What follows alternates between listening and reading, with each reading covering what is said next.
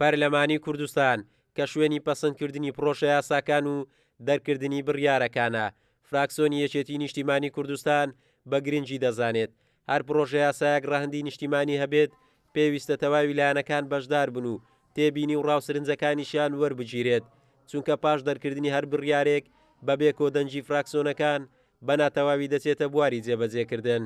باوەڕمان وابووە ئەم پرۆژە یاسانەی کە پەیوەستن بە کۆمەڵانی خەڵکی کوردستان بە شێوەیەکی گشتی پێویستیان بە سازان و تەوافقی گشتی نیشتیمانی هەیە.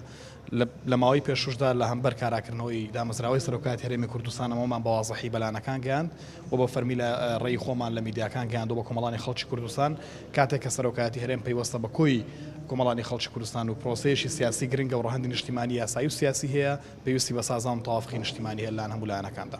تا ئێستا چەند دانیشتنێکی پەرلەمان ئەنجام درراوە بەبێ ئەوەی هیچ پرۆژە یاسایەک پەسەند بکرێت. تەنها خوێندنەوەی دووەم بۆ پرۆژە یاسای هەمواری یاسای سەرۆکایەتی هەرێم کراوە.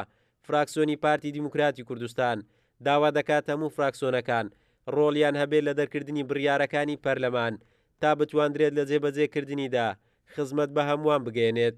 ئێستاش پێداگیرین لەسەرەوەی کە هەر هەنگاوێک بنرێ هەنگاوی موسساتی بێ و هەر پرۆژەیە کە بێ بە شێوەیەک لە شێوەکان ڕەهەندێکی موسساتی نیشتیمانی هەبێ هەوڵ بدەین کە بە شێوەیەک لەژە نیمچە کۆدەنگیەکی نیشتیمانی لەسەر دروستکەین ئەگەر چی تەواوی فراکسیۆنەکانیشی لەسەر کۆک نەبێ واتە کۆدەنگێکی تەواو دروست نەبێت، چونکە ئێمە پێمان وایە پرسی تەوافق و سازان و پرسی نیشتیمانی ئەگەر بە ڕێژەیەکی زێتر لە 150 بێ بە ڕێژەیەکی 70% بێ ئاواش ئەتوانین بڵێن ئەمە نیمچە کۆدەنگیەکە. زیاتر لە 6 مانگە هەڵبژاردن بۆ پەرلەمانی کوردستان کراوە.